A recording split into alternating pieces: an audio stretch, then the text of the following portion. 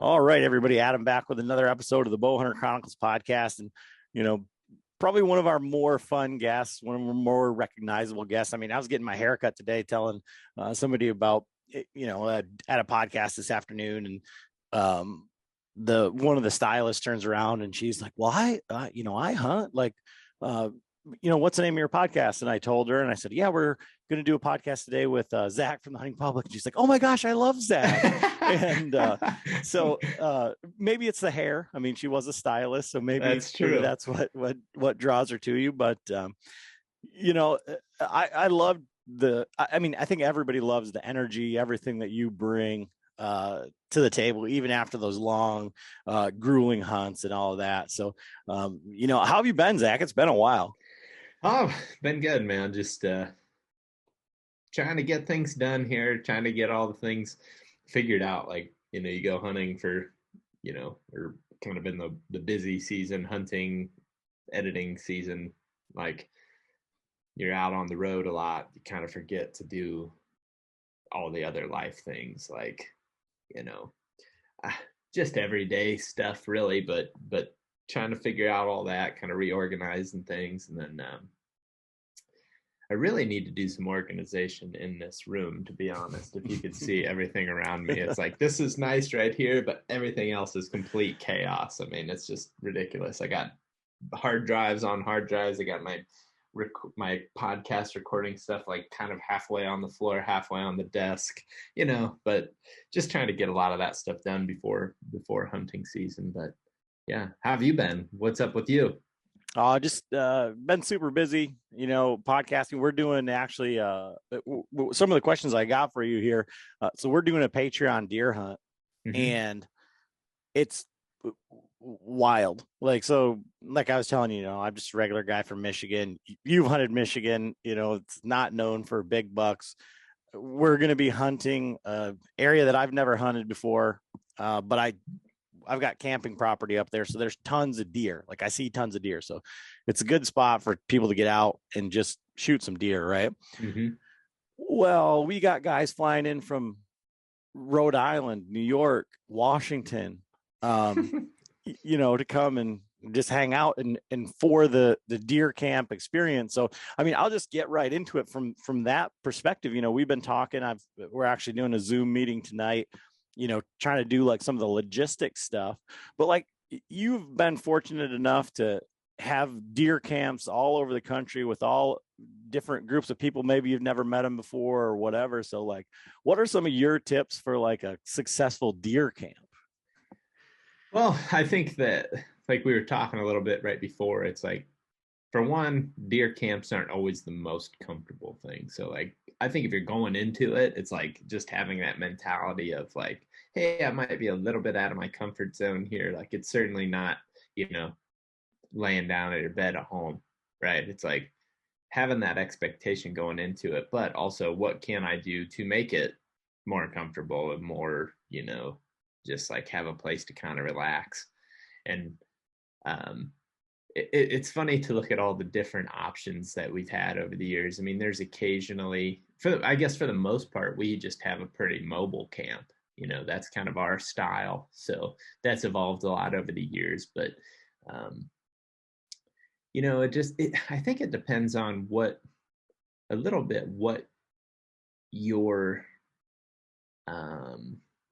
how are you able to adjust, and how extreme can you take it, right? Because it's like at one point there, when we were trying to save money, we were running like only one man tents, or like, with sleeping pad, and that way we could pack up every morning, and that in case we wanted to move. It's like we're just doing this like super super mobile camp. We also have certain ways that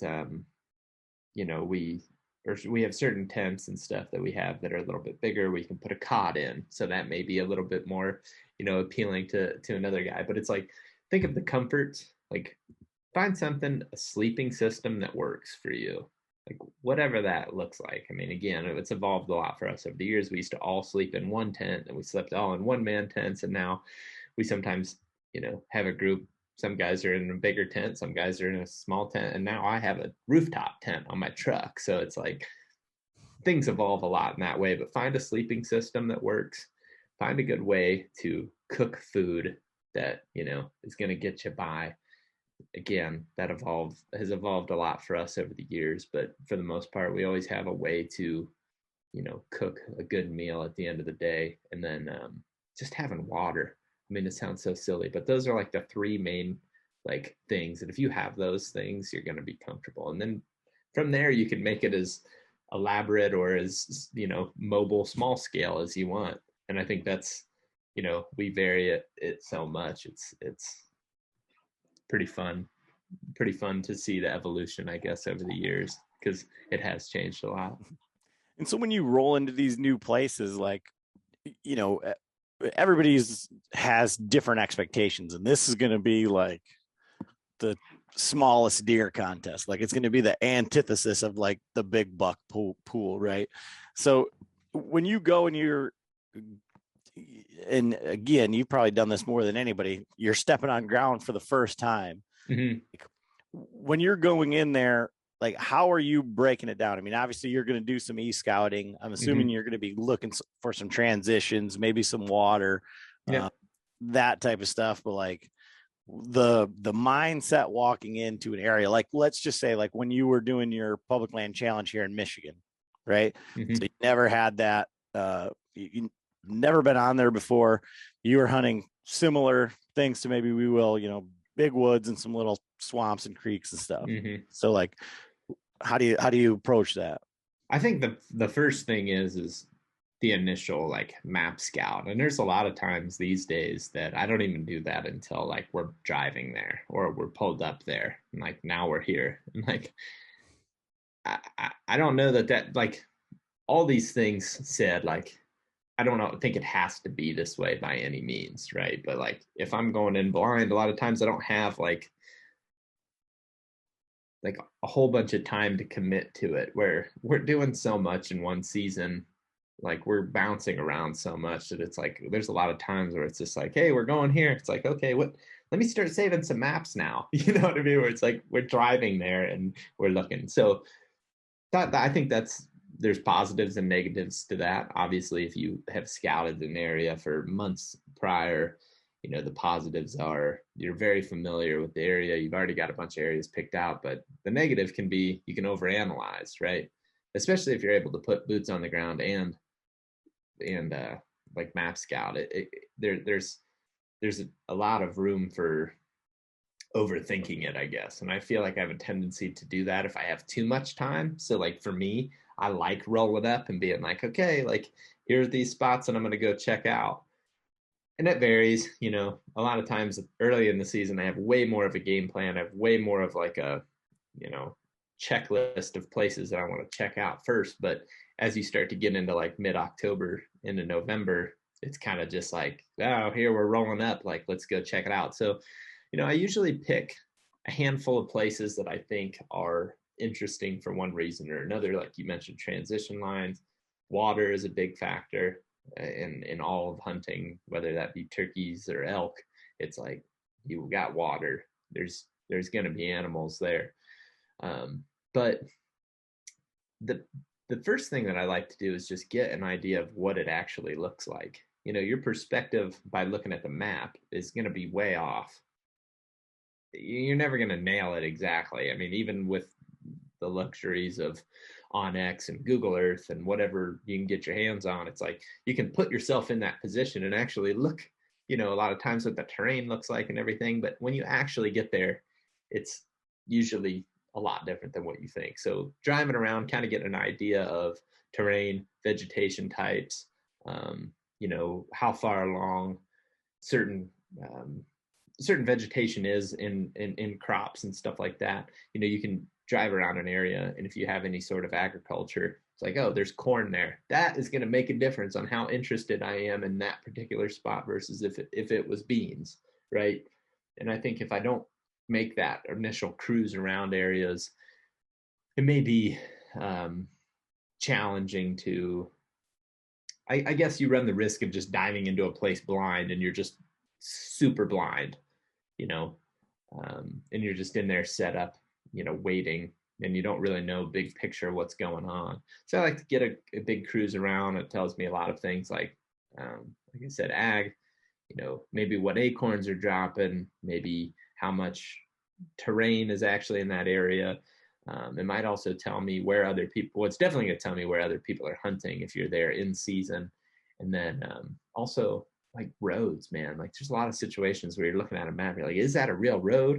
Or is this somebody's driveway? Or how does this really work? So to me, that's super valuable, because if you just go into one direction, like let's say you pull in, there's a trail, you park at a parking spot, an obvious parking spot, there's an obvious trail, and you walk in and you're like, man, I really walked in here a long way. And you get in there and you get set up. Well, if you never drove around the block, there might be another access point that you didn't even know about. Or on the flip side, what's really the best situation is, oh, I thought that was an access point and it's not. That's when things can really be handy. So, as far as breaking that down, to me, there's nothing more valuable than driving, because, we all kind of get that feeling, whether we're actually boots on the ground or just driving around, and you're like, that's it. Like, that's the habitat that I'm looking for. That looks like there's deer in there. Maybe it's just got a diversity that you can't see from the map. Maybe it's got, some sort of terrain that makes it challenging. Maybe the creek there is bigger than you thought. And you're like, oh, well, nobody's crossing that unless they got waders or a canoe or a boat or whatever. So, just actually getting eyes on the area is, like, to me, totally the most important thing. And I'll if I have 7 days to hunt an area, I'll spend a day or maybe even two. I mean, it's sometimes brutal and sometimes I don't like it. I'd rather just get out and run around, but it's like covering that ground in the vehicle is pretty dang important. And you may see something too that, like, I mean, you may just get lucky and it's like, oh, there's a buck right there. Like that's, I mean, it sounds crazy, but it happens. It happens even in the places where people tell you it'll never happen, like Michigan, like Pennsylvania, like, you know, um, any high pressured area. It's like, I've been driving around, man, and seen stuff that I felt like I never should have, but if I wouldn't have been driving around, I would have never saw it. If I'd have just been, I think that's the risk with hunting daylight to dark, or, committing to setups, is like, you don't ever, shouldn't say ever, but you kind of like stack the odds against you to find something unique, where if you're just driving around, you never know what you might find. So I think that's an interesting point, and that was one of the things I kind of had a question on, from your perspective, is that you've gone to kind of more of a spot and stalk, or, still hunting, ground setup type thing. And I guess in general, I would say most people pick a spot on the map. They say they're going to go there. They find some sign that they like, and then they set up. And like you said, like you commit a daylight to dark or something like that. Yeah, or a whole afternoon or something, or morning or whatever. Yeah. So I guess, like, at what point do you say this is where I want to set up if you're not seeing animals as you're moving through? Or where do you say, you know what? I mean, I guess, is it like a time of the day where you're like, okay, well, we're 30 minutes from, last light, I'm just going to sit here and wait? Or do you just say, okay, well, I'm just going to start to sneak my way back to the truck and, I think that's a tough question that I feel like sometimes I don't have a great answer for myself. But, I guess to kind of help you maybe see what's going through my head in a lot of situations, like a lot of times you pick a spot on the map, right? Just like anybody would, like you're trying to pick that X where you think a buck is going to be spending his time, whether he's bedding there, feeding there, traveling through, the does are there, whatever. So I want to pick a spot on a map, and then I want to kind of walk through that area, generally at a somewhat of a safe distance or a safe place, whether I'm using just vegetation to kind of block me from where they're going to see me or smell me. Wind always in my favor, but see me or hear me, or I'm using terrain, but I'm kind of just poking around the outside. if I start seeing a bunch of good sign coming out of that particular area that I have the X on, then I'm going to start to commit more time to it. If I'm not seeing the sign that I want, then I don't really care about that spot. I'll either just completely like leave it behind, or only come back to it if I feel like I haven't found anything better. But really early, I feel like in a non-resident hunt, a place that's unfamiliar to me, which literally every hunt I do nowadays is that. It doesn't matter if it's even in like the state I reside now. It's like I go to so many different areas on purpose to just keep kind of being in the same situation, because I like that. I like finding new spots and doing different stuff, or I guess just trying new areas. But what I like to do, I guess, is get a sample from as many places as I can. So if I've got, like, generally speaking, I have, anywhere from 3 to 8 spots that I'm like, man, these are killer looking spots. They look sweet. So I'll drive around those on day 1. Then on day 2 or 3, whatever I get, however long it takes me to get there, I narrow that down. Let's say I had 8 and I drove around, and like 3 of them were like, ah, dude, there's 4 dudes parked here. Like, there's non-residents here, there's residents here, there's this access path maybe on this spot is like goes, you can drive further than I thought. So that's where the driving around value comes in. So now I shrink that 8 maybe down to like 4. So then in those 4, I bounce around and I say, okay, these are tough to get to places, maybe overlooked places. Now I'm going to just go straight to like the perimeters of that X where I think the buck's spending his time, and I'm checking the sign coming in and out of here. Let's say I'm like, I could use an example of like Michigan, like maybe you're along a river bottom and you see a big bend in the river and you think, okay, I think he's bedding inside of that horseshoe of the bend of the river. To check that spot out, I may stay 200, 300 yards kind of outside of that horseshoe and walk, a little bit of the perimeter of that, where he may be walking from the bend of the river away from the river. What's the sign look like? If there's a bunch of rubs or there's a big community scrape there, depending on the time of the year, my expectation of what should be there is going to change a little bit. But if I'm seeing that good sign, then I'm going to start to commit that time. I may say, you know what, let's hang out here for the rest of the day. Let's come back here in the morning. Maybe the next time, you paddle in or something, but that's just the initial. It's like confirming, is this worth a damn or not? Really, it's like, is there the actual buck sign coming out of this spot, or enough deer sign that I feel confident? And I think if that's like, let's say we go there though and there's nothing, and it's just like, I'm not really even seeing a trail. There's a couple tracks here and there. Nothing.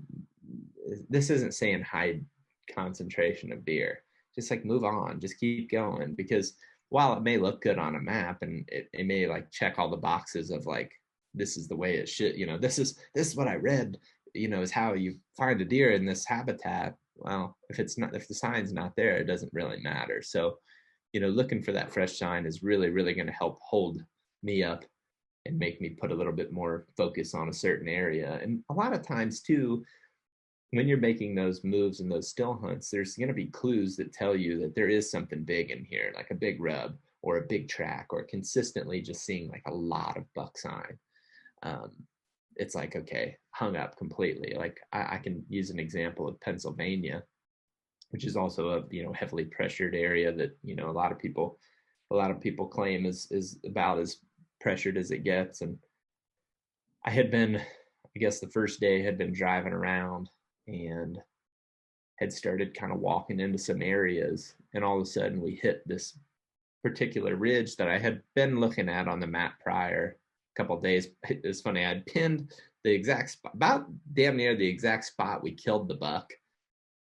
Eventually killed the buck. I had pinned it like 2 days before we went. I was like, that's where I think a buck will be. So scouting the perimeter of that ridge, kind of the edges of the transitions and everything, seeing all the buck sign out of there, it's like, okay, like I'm committing as long as it takes until something tells me I need to move, like other hunters or, just not seeing deer or the sign starts to dry up, but like didn't really spend a whole lot of time looking, like hit that spot and it's like, dude, there's literally big buck sign everywhere in here. Like every edge of this ridge that we walk, there's buck sign coming out of here, going in and out.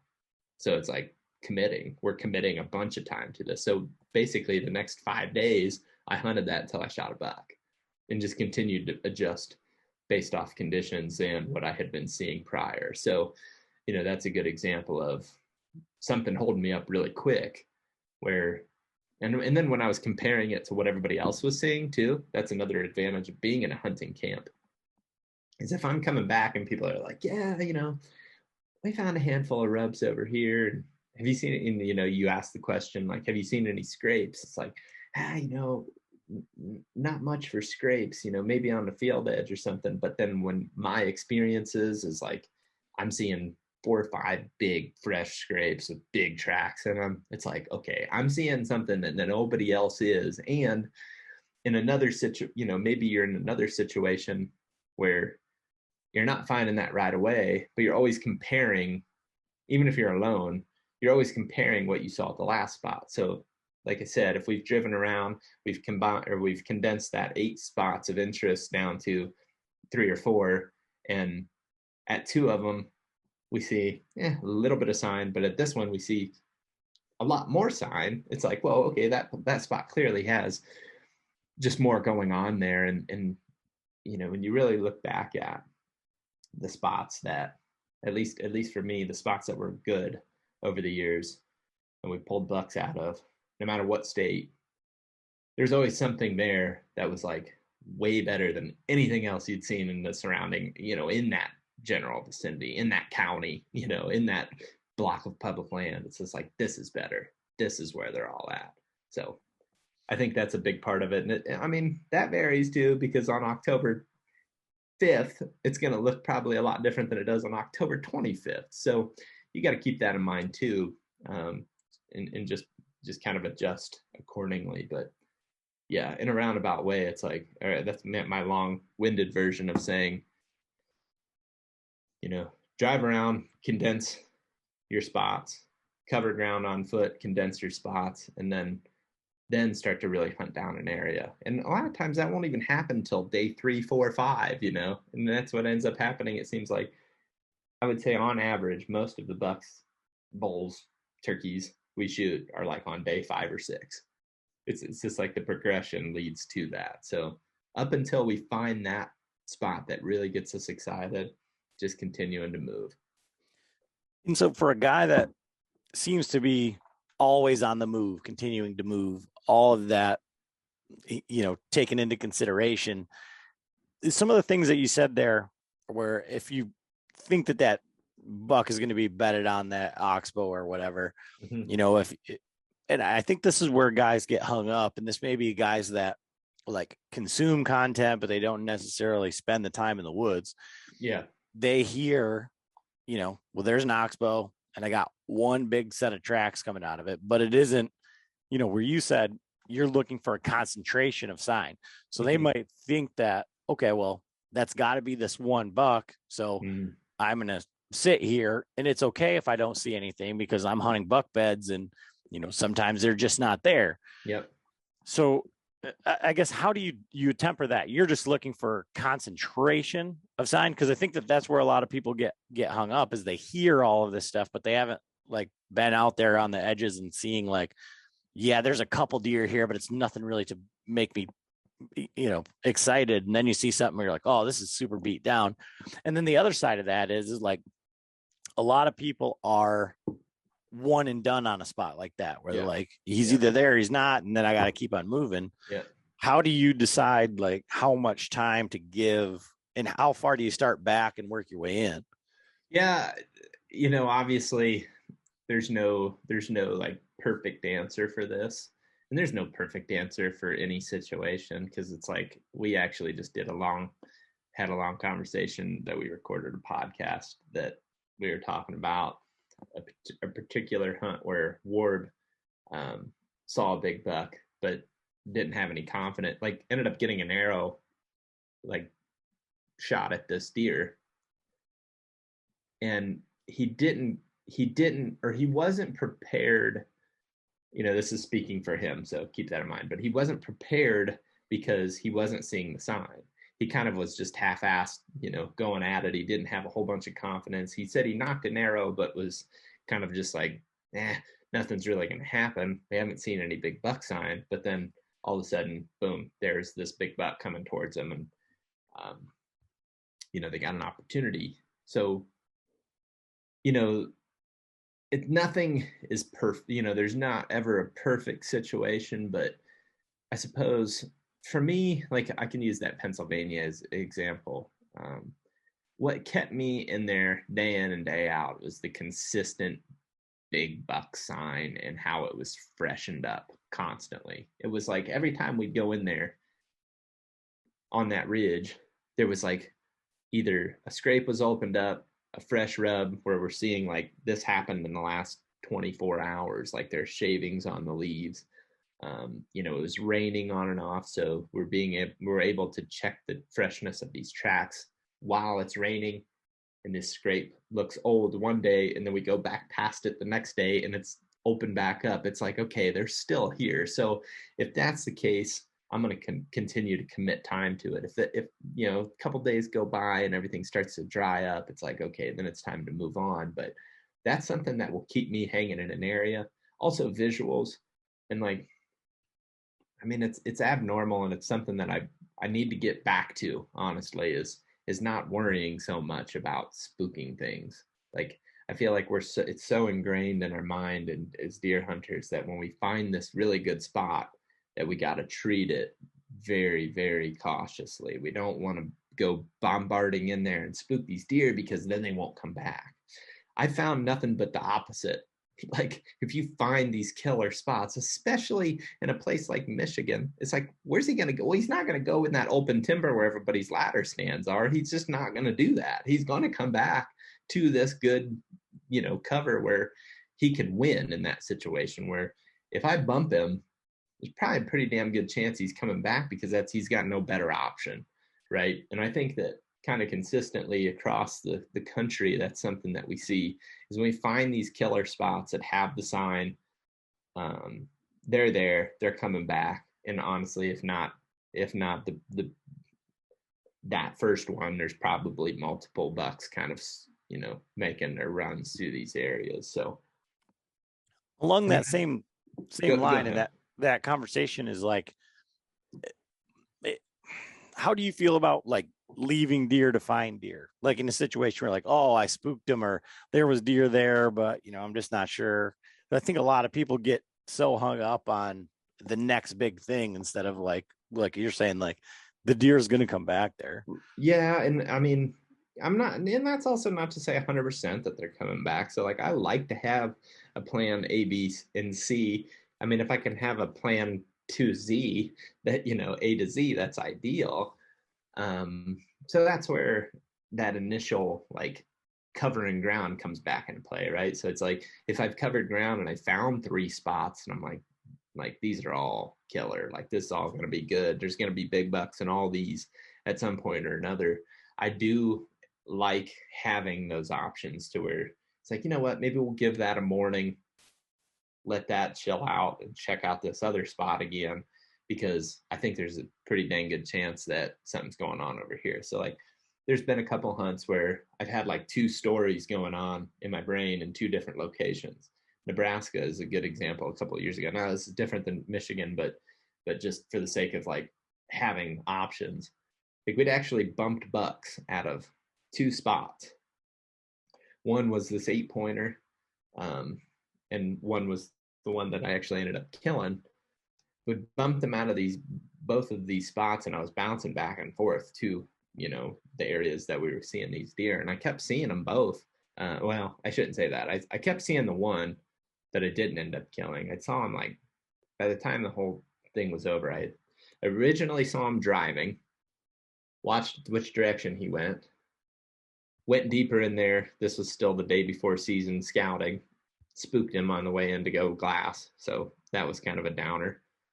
But then a couple days later, found him deeper in there again, like and again, just looking at the cover, and people will say like, oh, it's Nebraska, like it's it's not like here, but it's like it is if you're just looking at what's the next best quality cover, right? So it's like you go from one quality cover, okay, he's not there anymore. What's the next one further in there? What's the next one further away from where I've created this pressure? So we kept bouncing back there, and we eventually found him again, and we ended up seeing him 2 more days in a row in that same area, and then ended up bumping him that morning on the last morning. So it was like our 4th time we'd seen this buck. We bumped him again, and then went back that evening to where we had been seeing the other buck, and he was in there, and that's when I ended up stalking and shooting. But like that's an example where you've got these, like, you get your plan A, but then you got your plan B too, and really they're not either one of them you're any more or less confident in. And ideally you always have that, because on the flip side, in that Pennsylvania deal, I was tiptoeing around the edges of that a little bit too much because I didn't have a plan B.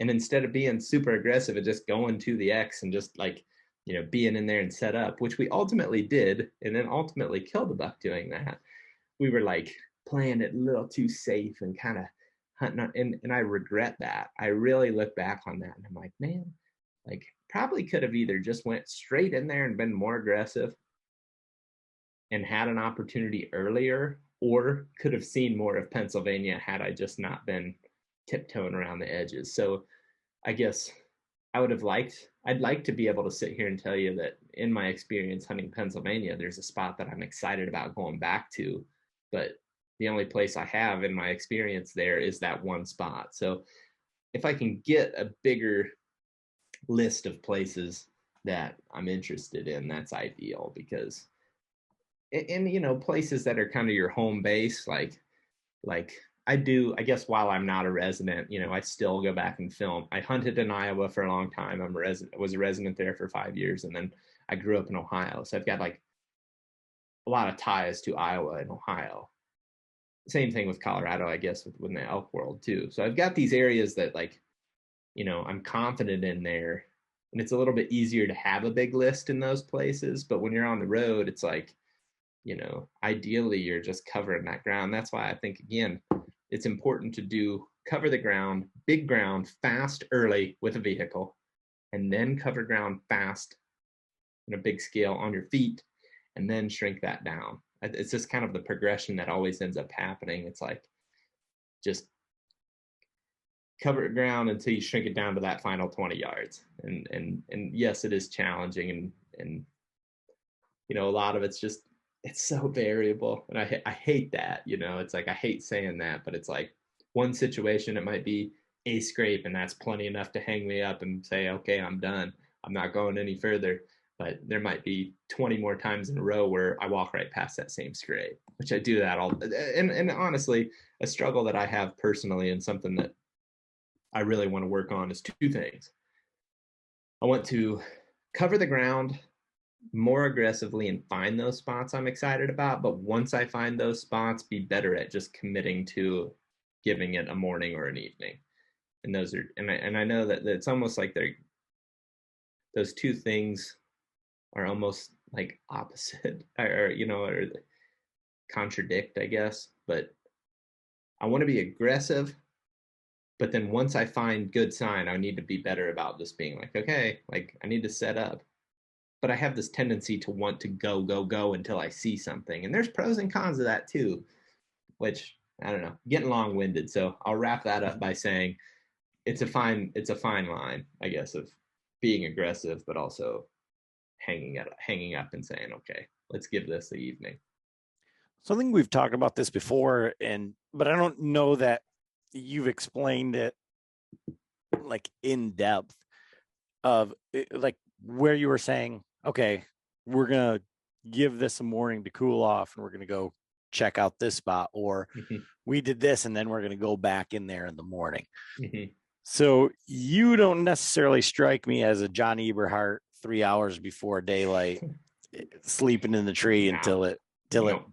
So how are you approaching a morning hunt, even in a situation like in Pennsylvania where you know where you want to go and, you know, kind of where you want to be? I think it kind of depends on the situation. You know, it's like if I found a spot where I think deer are feeding, like that's something I'm probably going to save that. Like if I found a really good food source of, like, let's say it's just red oak acorns that are dropping, I find a bunch of feeding sign. It's like that might be a situation where I'm like, I'm not really even sure where these things are coming from exactly, but I know that they're probably coming to this spot. So that might be something I'd save for like an afternoon. And when that's the case, I then can be more aggressive in potentially a different spot where I think that they're are where I feel like I can predict exactly where they're bedding.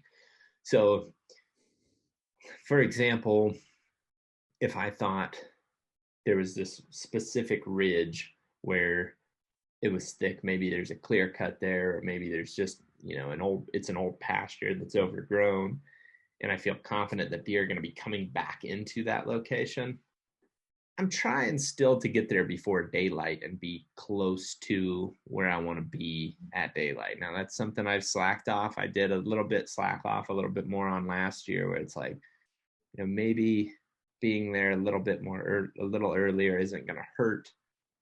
But it varies too, because it's like, you know, if you can get a visual from a distance and catch deer moving back to bed, sometimes you are better to just hang out and stay back. But if it's something that's a little bit more close quarters, that's when I'm going to try to commit a little bit more time to get in there early. So like Pennsylvania example, I knew that I was going to go hunt that ridge. I was getting in there pretty consistently, like a little bit before first light or at first light. And then now I'm in my zone. And now I don't get too caught up in being like in a setup, because I don't necessarily always set up, you know. Sometimes I just kind of meander my way through it. It's honestly weird. It's a weird style of hunting, but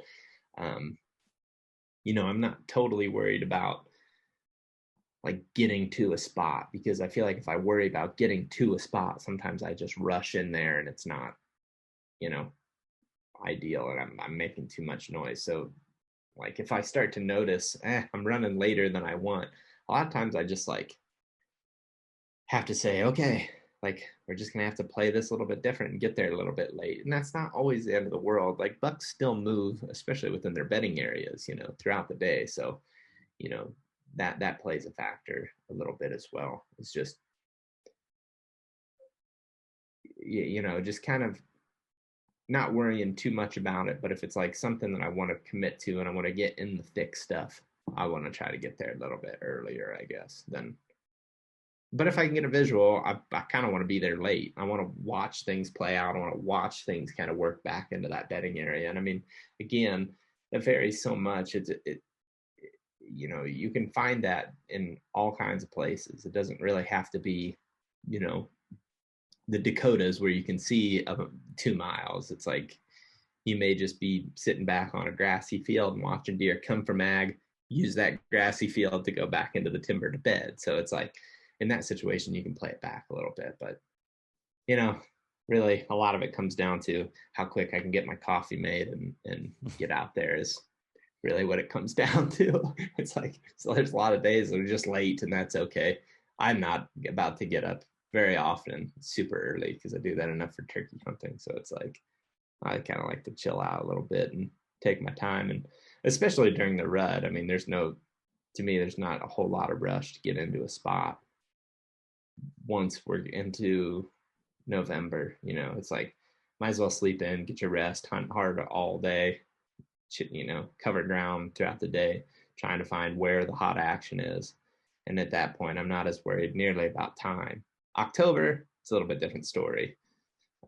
But November, I could care less. I mean, a lot of times our best hunts we don't even get out there till mid morning, 7, 8, 9, 10, 11, you know. It's like sometimes that just gives you the peace of mind to just like, hey, I'm gonna sleep in, I'm gonna feel good.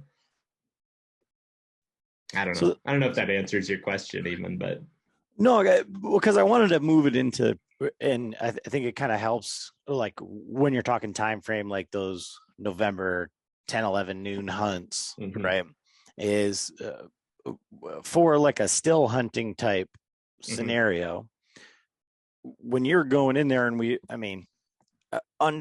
I think listeners, viewers, like whatever, they need to understand that. Well, yes, I'm thinking of one where you guys like get out of the boat, walk up on the ridge, and then Jake shoots that buck in the throat or whatever. Yeah. Like there's probably 100 hunts that didn't go that way before that one, made the channel, right? But it just seems like, oh, well, that's all you got to do, But so when you're going in there and you're doing that still hunting and you're kind of moving through the timber, like what are you looking for, or what are some techniques that you use to see the deer before they see you? And then secondary to that is, like, let's say that you're, and especially in the rut, I think this is probably the most applicable scenario, is you're going through and you see a buck chasing a doe or whatever up in front of you 100 yards. Well, that would have been great if you were ahead of you 100 yards. Like, what do you do in that scenario? Yeah, those are good questions. So that's where I feel like this is, those are the questions that I feel like I can kind of dive into like a little bit more specific, because there's so much finesse that comes along with it, but also so much like carelessness that there's a time to be careless and there's a time to not be careless. Obviously, if you've got a visual, it's time to quit being careless and like, let's get completely serious. But up to that point, I've had times where being careless has actually put me in the position to actually kill the deer. I'll use an example. I use this example so much, so I feel like I'm beating a dead horse, but it's one of my favorite ones ever. I was with my friend Ben, and I had been hunting Ohio a lot that season. It was 2020. And I was hunting a new area, which I really enjoy doing. And I was struggling. I was getting close. I actually got close with Keith during bow season a couple times, where we had bucks like literally 5 yards from us and we didn't pull it off, which are some mistakes that, a couple of mistakes that cost us. We don't have to go into too much detail with them, but they were pretty major mistakes on my part. But I had been close, and in that area, it was really hot in November. We were having those good hunts, like a couple days in a row there, or 3 days in a row there. We had some like pretty stellar hunts, but then gun season rolled around, and I was going back into those areas, and I felt like I was getting strung out. I was like, okay, I can't figure this out. It's like I'm seeing a little bit of sign here, but I can't commit to it because of what I saw earlier in bow season. And I was just getting strung out, and I was kind of getting my head was all over the place, which happens to me often, like it does all of us. But that's a part of the hunting season that unfortunately is hard to explain, where like trust me, there's plenty of times where everybody in THP is kind of going off the deep end of like, we might actually be going insane because we're thinking about this too much, and we're failing, right? And it's hard to show the failure because as much as people say, like, they leave comments like, hey, like, we love to see the failure. It's like, we can't show you the 5 days where we didn't see a single deer, because nobody's like, in the grand scheme of watching it, it's like not going to help us out. You know what I mean? It's like, we can't show you 5 days of hunting and no deer sightings. Like it's just not going to make that kind of a video. So it's like, there's a lot of times that happens and we're like, spinning the wheels. So that was kind of happening to me. I was struggling, hadn't been having much success, been seeing very, very minimal deer sightings. And I kind of look at the map, broke it down and said, here are the things that are consistent. I'm seeing bedding on secondary ridges about mid-slope, and the deer are feeding on acorn. They're scarlet oak acorns. So picked a spot on a map that was new, that was a little bit different. I mean, same general vicinity, but a different spot that I hadn't been to. And I picked a spot on the map for a northwest wind where I thought a buck would bed. It was far. It was far from access points. The terrain was rugged.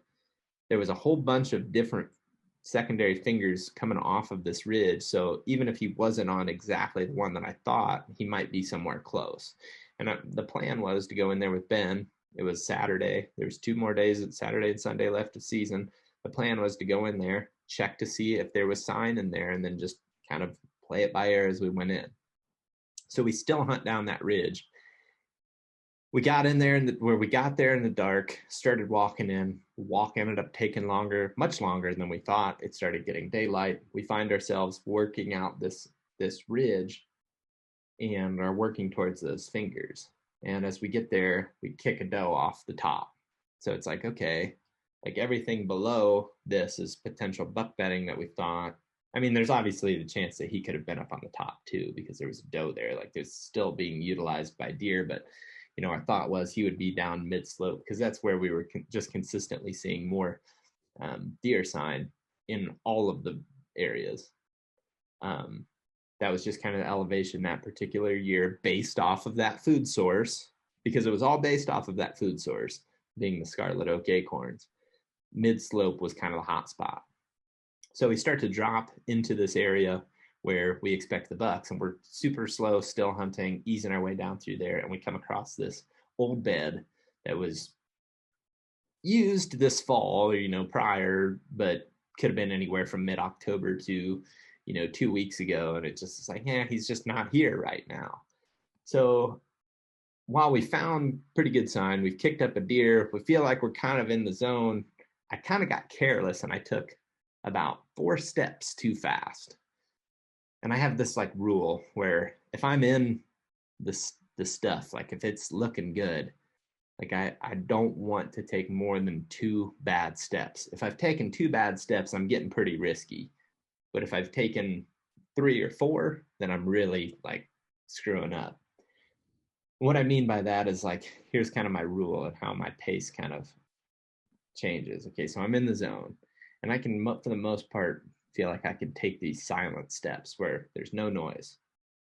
There's nothing that's traveling more than just a few yards around me as far as sound, like that very simple step on leaf litter that's, you know, maybe kind of wet, that you're not really making any sound. So if you're taking your time, you're taking these steps and you're looking around, you're fine. You're going to probably pick up on a deer faster than they pick up on you. But what happened is I was kind of going downhill at a steep angle.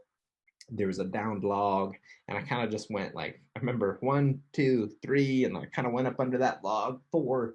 And I'm like, whoa, like way too fast here, son, slow down. And right as I got that gut feeling, I looked to my left and I saw a deer running. Well, of course, I broke my rule and I paid for it, went too far, too fast, and spooked a deer. As I'm like signaling to Ben that this deer is spooking, I hear him say, "Big buck." And I watch him run down the hill.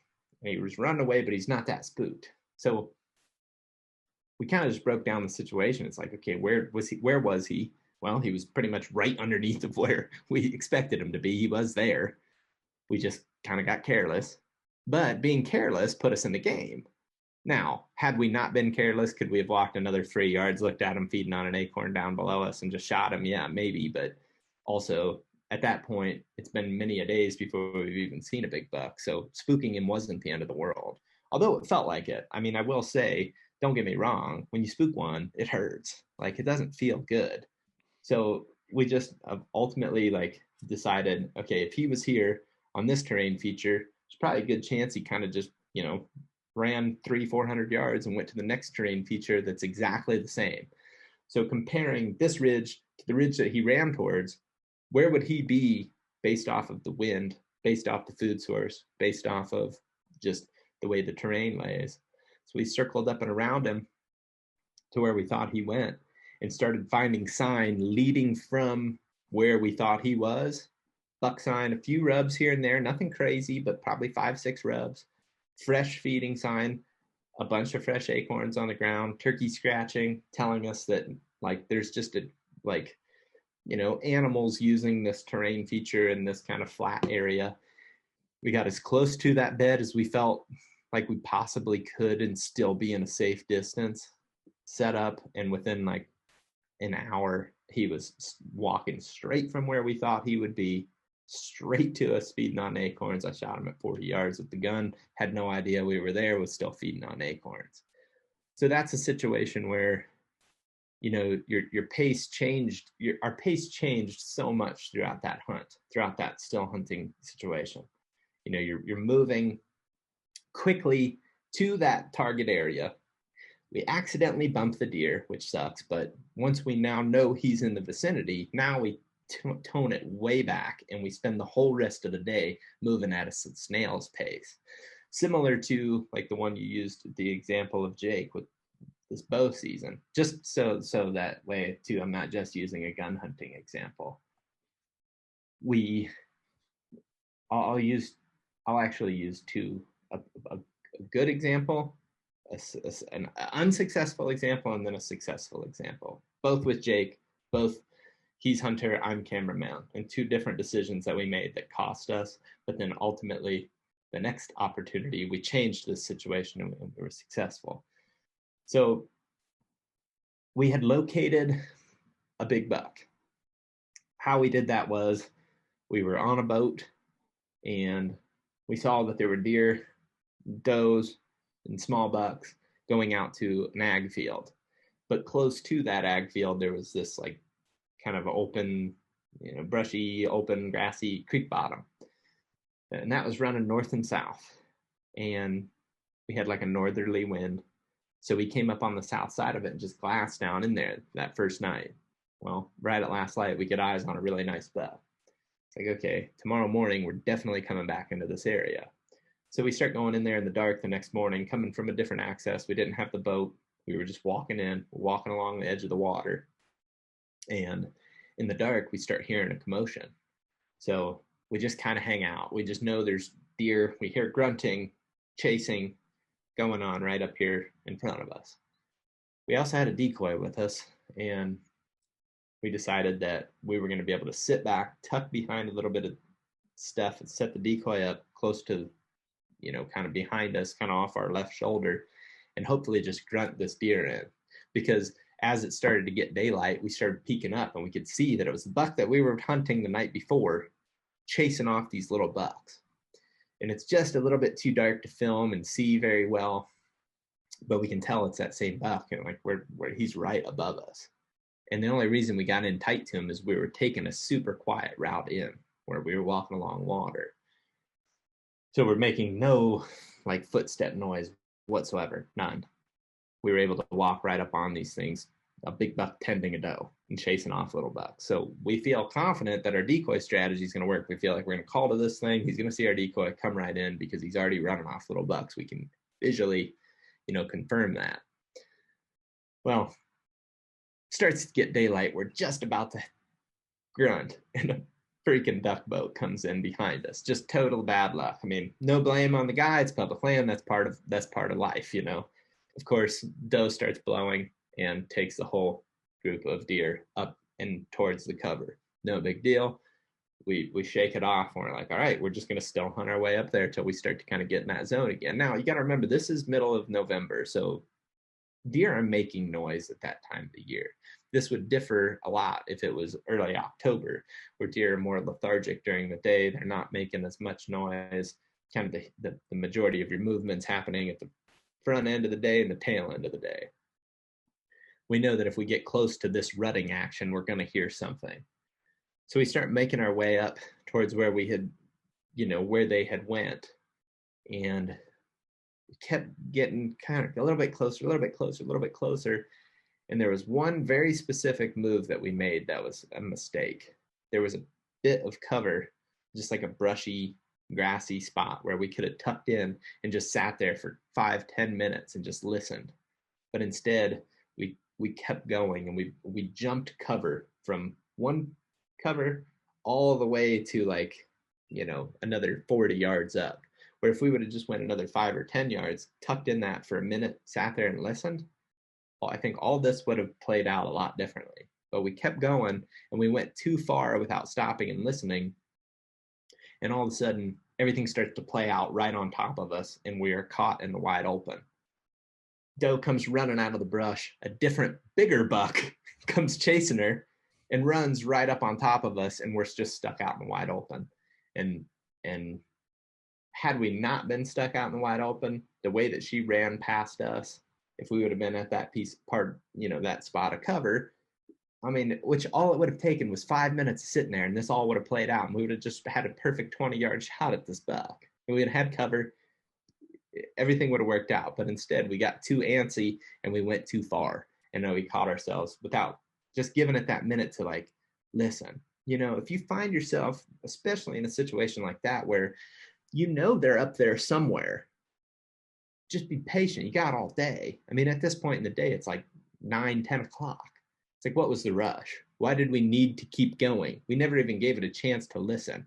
We never even gave it a chance to play out right in front of us, which it would have within 5 minutes, and we just sat there, we didn't. So we'd been hunting a lot, and mentally we weren't sharp mentally. So Jake said, let's call it a day.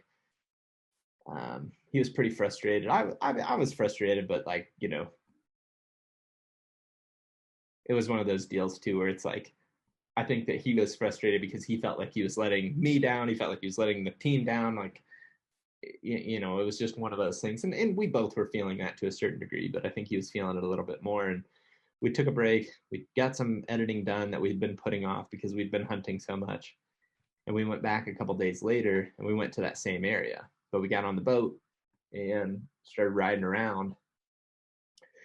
And we kind of figured out this cool little deal where if Jake just kind of runs the boat at the right speed, I can just sit there and glass. And I was just scanning the timber, just kind of letting the speed of the boat take my binoculars across the terrain. And I'd actually happened to be multiple times while we were hunting in Iowa this past year. I literally looked right at a shooter buck bedded, just like through the timber from the boat, 300 yards up in there. I just looked right at him, and he's just the buck laying there. And we made a loop around, saw him again, and he was up and kind of up on his feet moving, but he wasn't alerted. It's the same thing as the last situation. We know he's up in this area. We don't have an exact visual on him because he got up and started walking, but we know he's in, within 150 yards, 200 yards of this area.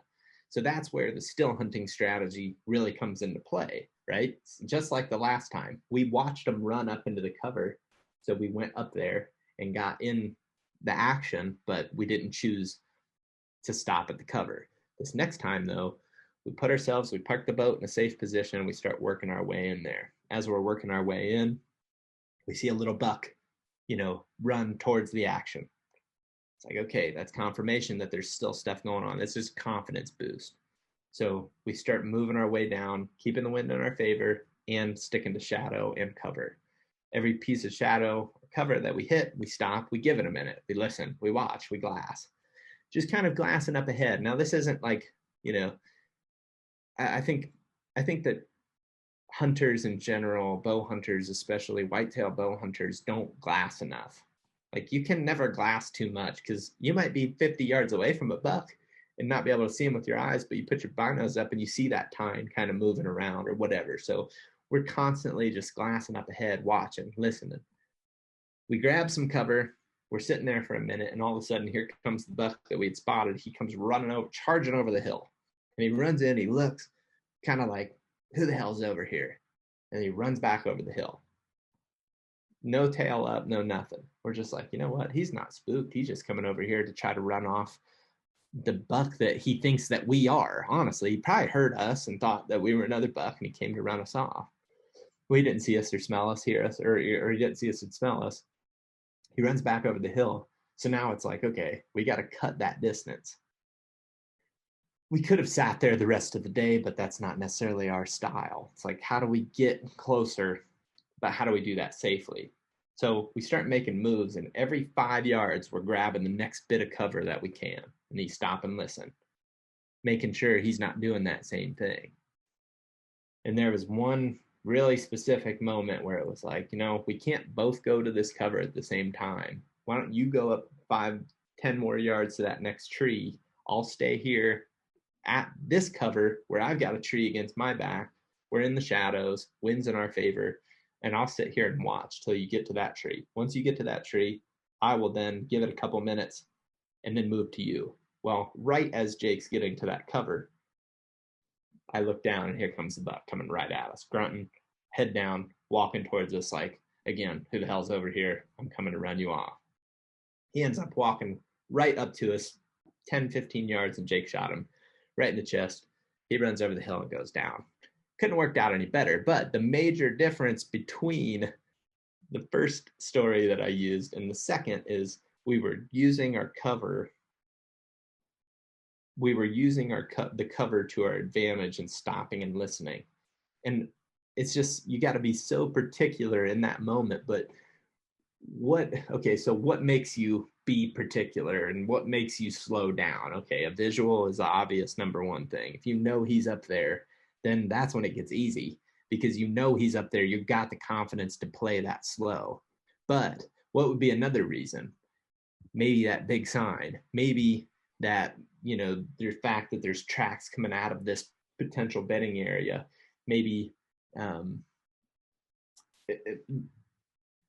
really sign is the big thing other than a visual. And there's just, ideally every single time you get the visual, but there's just certain places where you're never going to see a buck until you get your shot opportunity. So I think that, those are the two things that hold me up and make me be in that, slow it down mentality, I guess. So both of those are examples of like where you saw the deer from a ways off. Mm-hmm. Do you play that the same way?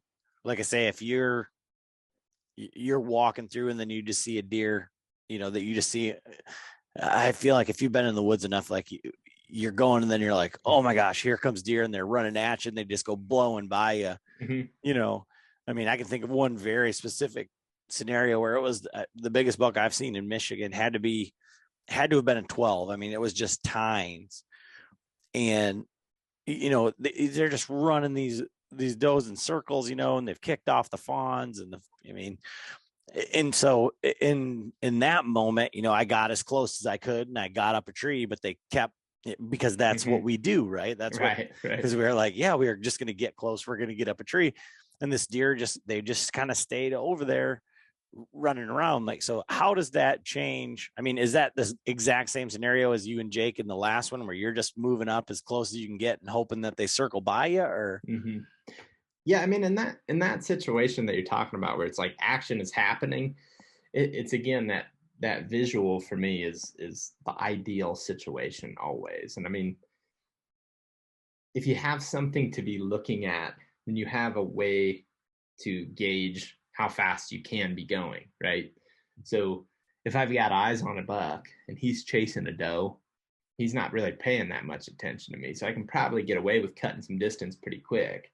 But being able to see what you're dealing with and being able to hold that visual. So like I think of like a flat river bottom situation where you're sneaking through and all of a sudden, or maybe you're even going to a stand and all of a sudden you look up and you're like, oh man, like something's going on right now, right up, 100 yards past my stand. Maybe you're at the base of the tree and it's like, oh, right up there, they're going nuts.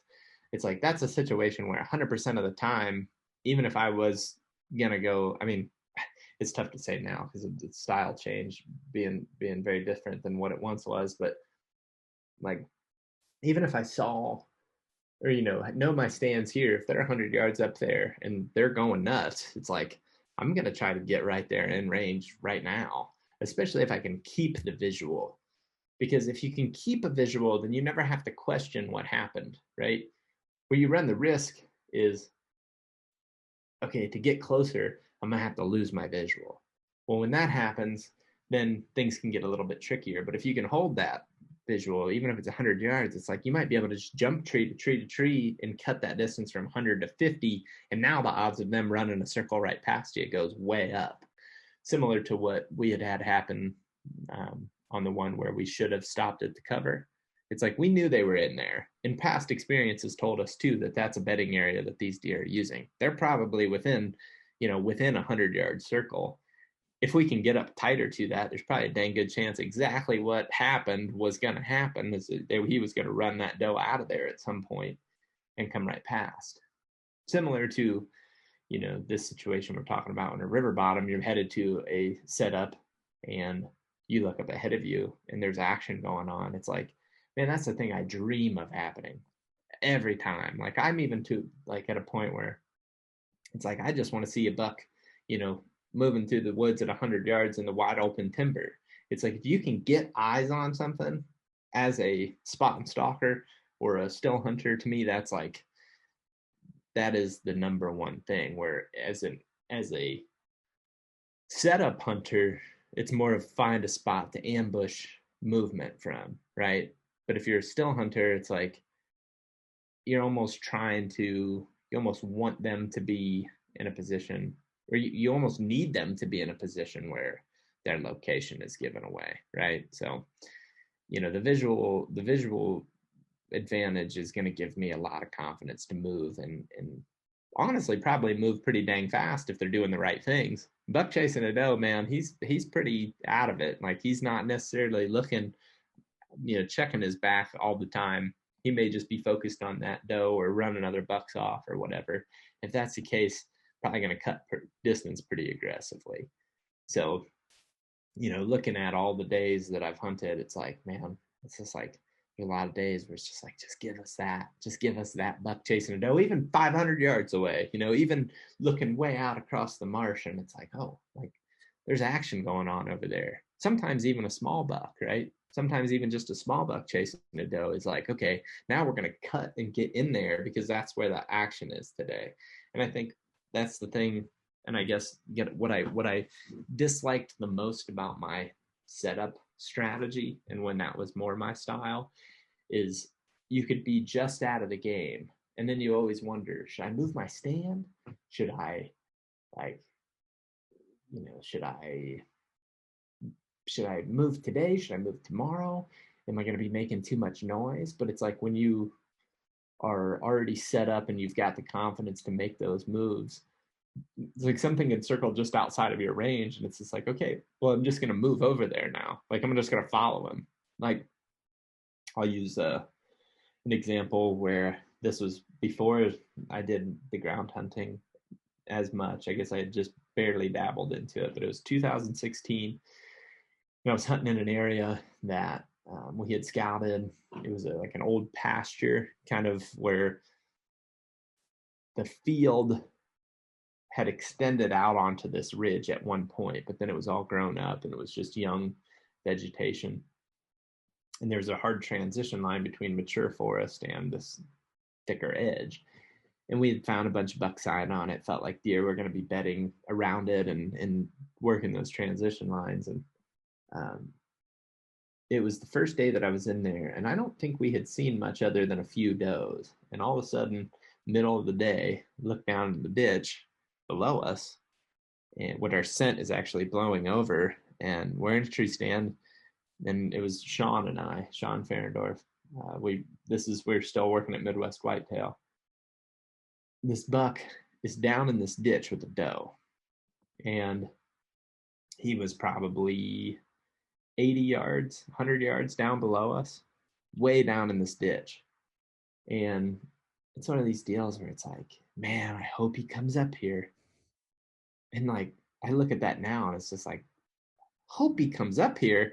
He's got himself buried in a ditch. Like, walk over there and shoot him. Like, it's as simple. I mean, it's not that simple, but it is that simple. Like, you got to be smart about it. But like, I mean, he's in a ditch. He literally can't see anything except for dirt on 360 degrees. The only thing he can see is up. He was in the bottom of a damn ditch. And it's like, we sat there and waited and waited and waited. And sure enough, he eventually, it was pretty cool. I don't think this is something that you get to experience very often, but I think I've only actually ever seen it twice. And both times I've seen it, I think it's been big, big bucks. I think he left that doe right while we were watching him. Like, he was locked down with her, and then he just decided, like, whatever, she's either, he's bred her and he's moving on, or she's going out estrus, whatever.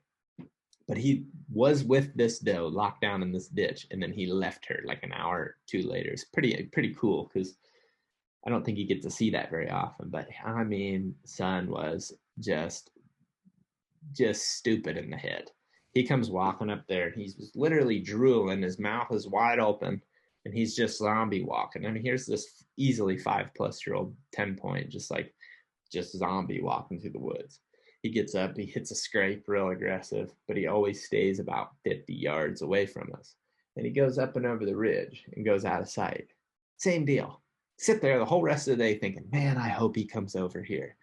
And had we just followed that action, now, if he went up and over that ridge, in an instant, I would just follow him. Not to say that that's 100% the right answer, but I know that I probably would have got eyes on him again, and at least been able to get eyes. Maybe you get up there and you get 50 yards closer to him and you call, and that's what it triggers him to come back. Now he's a lone buck, so now he's probably more susceptible to calling, or, well, not necessarily more susceptible, but now, you can call to him, potentially bring him in, potentially, go watch, maybe pop over the ridge, or maybe you watch him bed down. Well, now you're totally in the game because you know exactly where he is. And I just look at that experience and think like that was a classic example of hoping that the rut comes to me versus taking my game to the rut. And I feel like, that's evolved, so much over the years to where we hunt looking for that. And honestly, there's a lot of times where, the rut is a unique time of the year to hunt because you can be in it and it be awesome, or you can not be in it and it be terrible. And there's just like days and days where you're like, man, it's November and I'm not seeing anything. If that's the case, I want to move a lot. I want to keep moving. I don't want to hunt in November and not see deer. I don't want to hunt in November and not just see like a buck an hour, no matter where I'm at. Like I want it to be, and now you can go a lot of days before you find that, but if you keep it moving, you're going to eventually find that hot spot where there's a doe or two or three that are in heat and there's all the bucks are around there. And I mean, again, I look at that no matter what the state, no matter what, like a great example from last year, Indiana, Public Land Challenge. I was not there for this, but, I was able to watch it and hear, multiple people's perspective. It's like most of the guys in the Public Land Challenge last year are not seeing much. They're seeing some sign, but they weren't really seeing the bucks. And John Lewis, on the other hand, our buddy that does Just Hunt Club, he was in a spot where he was seeing a big buck every time he went into the woods, but he was in the hot spot. He was in that spot where the rut was happening. Now, once you find that, then it's time to kind of hang back and, play it by ear. Obviously, if you see that movement, you want to be more aggressive and move to it. You can, but until then, to me, what's the point of setting up and hoping that something's going to come through this travel corridor? I mean, by all means, it works, but it's just like, that's just not what I want to experience. Like, I'll use this as an example. Western Ohio, where I grew up, there's very small woodlots, similar to a lot of southern Michigan, right? Small woodlots, and maybe you have two woodlots with a fence row that connects those two. I know that if it's middle of November, if I sit there day in and day out all day, at some point a buck is going to use that fence row as a travel corridor from point A to point B, from bedding area to bedding area. I think it's a great strategy if that's what you want to get out of it. But like, I don't want to hunt that way personally. I know that when I do get that opportunity, I'm going to be so not focused that it's probably going to happen and play out and I'm going to miss my chance. Or I'm going to be moving around and the deer's going to spot me, whatever, because it's not like hot action. But on the flip side, it's like if I go straight into that bedding area on the other side of that fence row and I go in there and check to see if it's hot, maybe I bump a small buck, maybe I kick up some does, whatever, something to tip me off that, hey, this is where the action is. Like now I feel like I can play that more confident and I can be a little bit more aggressive in that area. And I don't have to hope. You got to know, in my opinion, that the action is, I shouldn't say that. You don't have to know. You can by all means sit in a terrain feature and wait. If that's what you're good at, by all means do that. You're going to be successful. I promise you will be.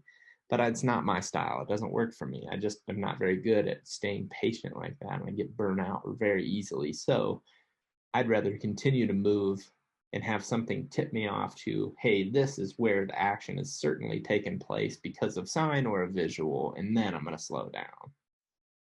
So you keep using a word there, right? Is confidence, and I think that that's what keeps everybody in the tree, right? Mm-hmm. Yep.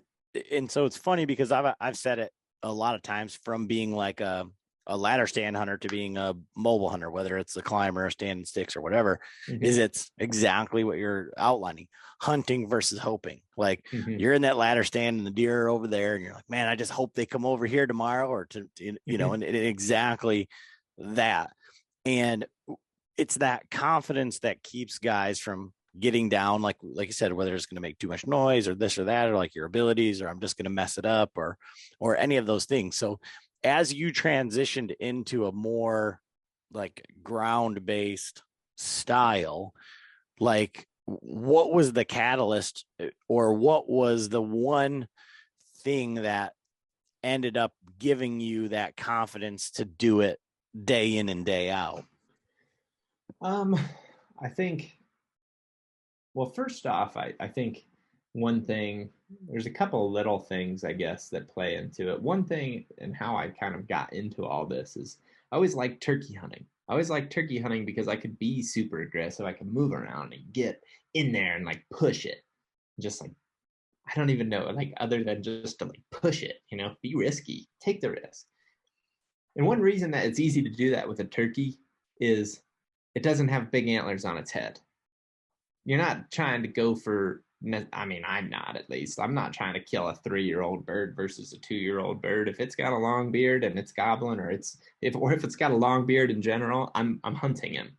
So, like, caring about what you're hunting, I think, is one factor that helps with turkey. But so then I started, how do I channel that with my turkey hunting mentality? How do I channel that with deer? Well, one, I quit worrying about messing up this opportunity with this big buck, because I know that there's another one somewhere else, right? So that's one thing. Like, you almost got to just, like, at least for me, and I think this goes for whatever your style is, quit worrying about the one big, like, if you find that one spot with big bucks on and you're like, this is the only spot I found, it's like, there is another spot, guarantee it. Like, that's not the only buck that you're going to shoot out there. Like, I mean, if you're hunting differently, like, as in maybe you have a big property or you've been targeting one buck, like, it's going to be a little bit different, I guess. But don't worry about, like, it being sensitive in that regard. Like, don't worry about, again, it just ties into that, like, not worrying about spooking deer, right? It's like, I don't want to worry about spooking deer. There's going to be another one. And honestly, if I spook the thing, he's probably coming back. So that's a big factor in it. And then also just, like, what gave me the confidence is just practice, right? It's like being out there, practice drawing on deer, practicing having small deer in range, small bucks or does or whatever, non-target deer. You get that practice, and then it's just like, you know what, I can get away with this, and I can get away with more, and I can get away with more, and you continue to push it and push the limit, push your push that risk, I guess. And it's just crazy how you start to learn what you can and can't get away with, and so much of that just comes down to experience. And we always play it so serious, and everything's so, in deer hunting, it's so serious, and it's so, you got to be, in a lot of hunting media, it's like you got to be overly particular. And, like, again, while that may work for some people, it doesn't, like, there's not one way that works perfect for everybody. And, like, I can't tell you how many days, dude, I go just hunting, and it's just couldn't be more free. There's no objective, there's no agenda. It's just like, we're just going hunting. And until stuff starts to play out, I mean, we don't have an agenda. I mean, there's nothing to do. We're going to kind of walk over here, and, maybe it looks good and maybe it doesn't. Like, I'm not to say that I'm just, like, out in la la land necessarily, but it's just like, you want to walk along this river and see if there's any signs? Like, yeah, sure. And then all of a sudden there starts to be sign. And you're like, okay, like, let's look at the map now.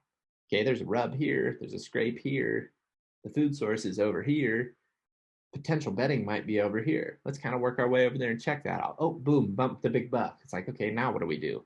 Do we want to come back here in 2 or 3 days? Do we want to try to, how bad was he spooked? Do we want to move around him? I mean, there's just no rules.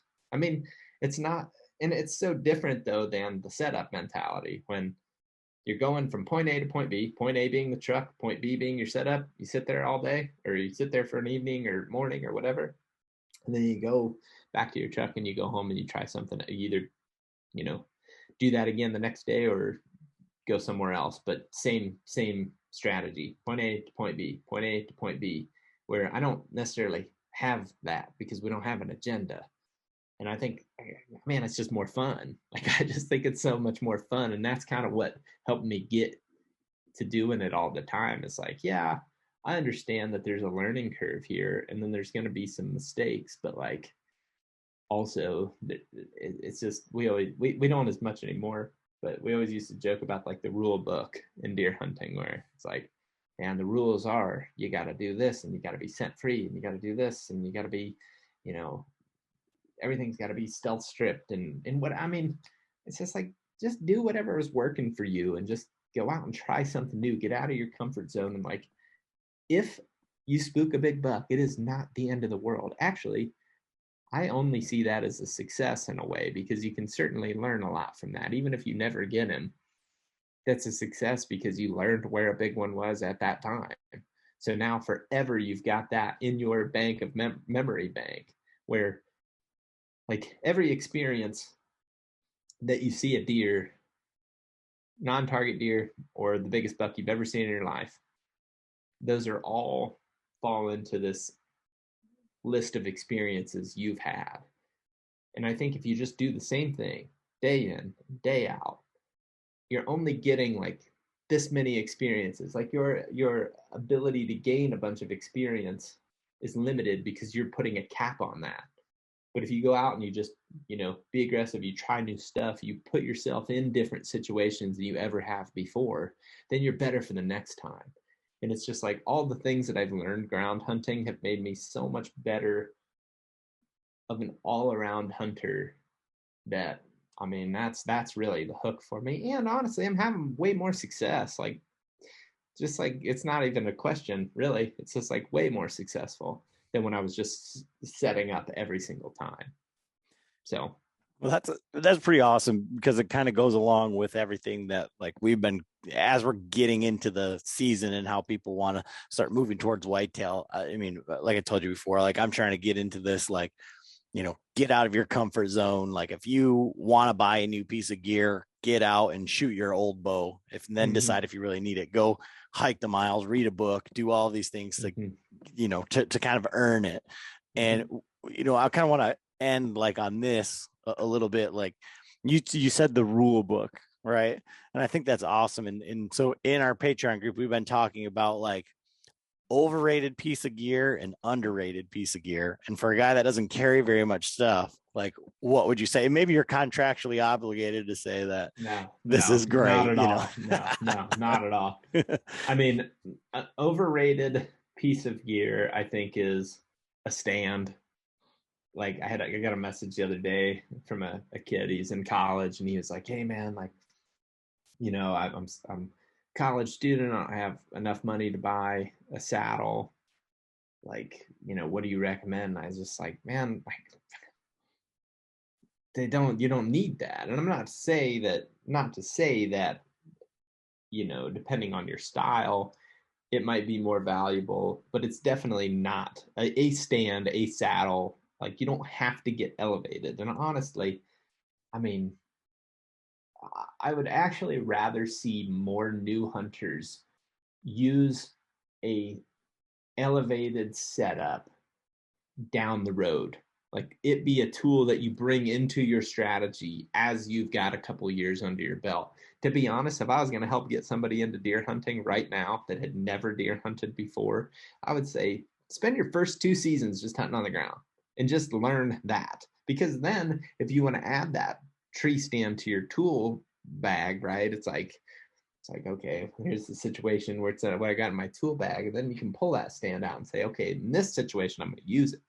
But you're going to learn more about deer and deer hunting and what you can get away with if you spend more time on the ground versus just automatically like using that stand as your only strategy. So to me, a stand, saddle, whatever, those are the overrated pieces of equipment as far as like, you know, things to get started. Or get started, or just even be successful in general. It's just like you certainly don't need that. And honestly, you might be better off without. The other thing that the underrated thing, water.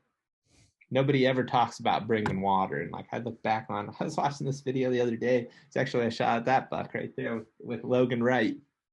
We left the damn woods while we were in that. Remember talking about all these times that I've brought up, like being in the hot spot where like all the actions happen and the rut is on in this particular spot.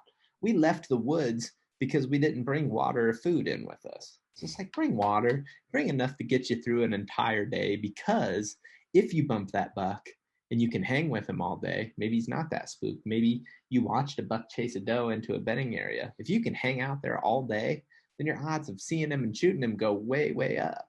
But if you got to pull out because you didn't bring enough water, like, I mean, what? That seems so stupid. And I used to do that. And just as early, like, just as 2019, I think I started wearing water. And I wear a little pack that I can put it's a minimalist pack. I wear a turkey vest that's like it's the Nightingale run and gun. I've taken the seat off of it, so it's the absolute bare minimum, but I can fit my 3-liter water bladder in that, and that's generally enough to where I'm not going to feel sick if I, even on a really hot day, 3 liters. Now, I also strategically chug at least one of these plus coffee before I go, so I'm well hydrated when I go out there, but like making sure I have water is very underrated. And I'm sure that's something that you probably never got that answer before, but like make sure you have enough water, because I mean, even if you're like, man, like let's say, I think of this situation. Let's say it's October 25th and you're like, you know what, I'm going to go out before work a little bit today. But with that being said, maybe you're the type of guy that's got a flexible schedule to where you're like, I'll go out and then I'll work the rest of the day. But you've always got the ability to take off. You're your own boss, let's just say. Because I'm sure there's plenty of people out there that are in somewhat of a similar situation. And you go and you get in your tree stand and nothing really happens. And it's about 9 o'clock and you're about to get down. And all of a sudden you hear a loud grunt and a big branch break. You're like, ooh. You look over and there's this big ass buck that you've seen on a trail camera, but you didn't even know that could ever exist in your life. And he's standing there running another buck off and he's got a doe beside him. Okay, well, that's what we're talking about here, right? That's the rut playing out right in front of your eyes. The very last thing that you want to be doing is leaving because you're sick, because you don't have water, or because you don't have enough food to get you through the day. Always make sure you just got the bare minimum to get you through a day, because you never know when, okay, clear the schedule, we're sticking it out here. And maybe you stick it out, maybe you hear that and it's 200 yards over and you go get out of your stand anyway and get closer to it, but maybe you don't get a shot at them for 4 hours. It's like, to put yourself in that situation, you're never going to get there, in my opinion, if you're not hydrated and getting enough food to get you through the day. And for me, hydration is the number one thing, because I'll start being like my mental sharpness will go away big time if I don't have enough water. So like wear a water bladder, man, like wear a water bladder or have one in your pack or a bottle at the very least. But like even this, I don't think is enough. Like definitely not a little plastic 12 ouncer or 16 ouncer, not enough. Make sure you got plenty of water. Well, there you have it. Zach is basically telling you don't spend any money. Just bring some water with you. You don't need a tree stand. You don't need anything. Get out there. Let's hunt, baby. Right? Yeah, that's right. That's right. And the one thing that I will say, if you're somebody that's like on the fence about new gear, or you're new to it, or even in your first few years and you're like thinking about what's the gear that I need, it's like, have a weapon that you feel very confident in, you know, that is going to efficiently take down the animal that you're going for. And then have, you know, as far as like, I mean, even camo and everything, like, to me, the only three things, here's the three things that I do not want to leave the truck without: a weapon that I feel efficient with, water, and then the next thing I would say spend some money on is binoculars. Like, if I don't have my binos, I'm worthless out there. I'm not even really in the game. I mean, there's so many situations where, I mean, that's a whole topic that I feel like I could talk about for hours. It's just glassing and how much I utilize that. And I'll talk to bow hunters and they'll be like, yeah, I don't carry binoculars. It's like, are you insane? Like, how do you not carry binoculars? Now, you don't have to spend a whole bunch on it either. Just something to magnify just a little bit to kind of extend your vision. And like, I mean, go to a garage sale, go look online, find something used. Like, don't spend tons of money. And there's plenty of good options that you could even buy new that are cheaper. You don't have to spend a bunch of money on that. But if you're going to me, and depending on what your style is too, because if you are completely stationary, you know, maybe the binos aren't as valuable to you. But to me, you know, just even catching sight of a doe sometimes is enough to like put you in the game. So having that ability to kind of zoom your vision in is important. If I got those three things, my bow, my water, well, and your license, obviously, but like, if you've got those things, like, there's no reason you can't hunt super effectively all day. Well, awesome, Zach. I mean, I think that's why everybody, you know, kind of gravitates toward you is your energy, your attitude, and like, you know, you're not afraid to say like what people don't want to say, like bring water instead of like, you know, your grunt tube and your all the other stuff that, you know, maybe you don't need the butt out, your acorn cruncher. And I mean, things. Like, it's just like too, you know, like prepping yourself, like, you know, I have everything I need to get a deer out every single time I go hunting in the truck. You know, like, most of the time I'm not going to be successful, and you know, I kind of almost plan for that. It's like, yeah, I could carry a pack in here, or I could pack a deer out, or I could drag my deer cart halfway into the woods and leave it there. But it's like, I'm really just working on the bare minimum stuff, figuring out what works, you know, for me. And you know, again, this isn't to say that I never, ever, ever, ever want people to think that like, this is the way you have to do it. You don't. It's just what works for me and what I like. And I feel like one of the main reasons I ever wanted to get into ground hunting is when I first started, I'm 29 now, and when I first started would have been 2016, so whatever that is, 6 years ago. So I was 23. So at 23 years old, I'm sitting here thinking like, I'm this like fidgety, high energy, unfocused kid. I can't be the only bow hunter in America that is that person. Like, I can't be the only person with that personality out there. I know I'm not.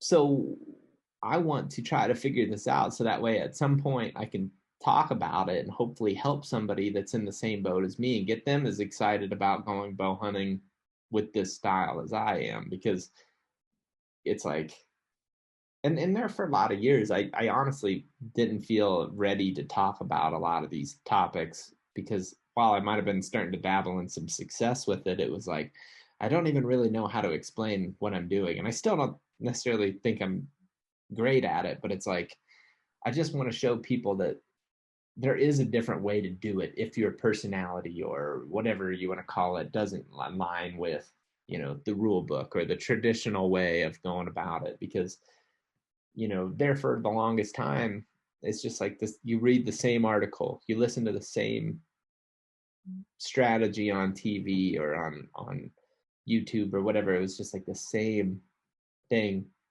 over and over again. It's like, play it safe, you know, make sure that your wind's safe, and like all those things, you know.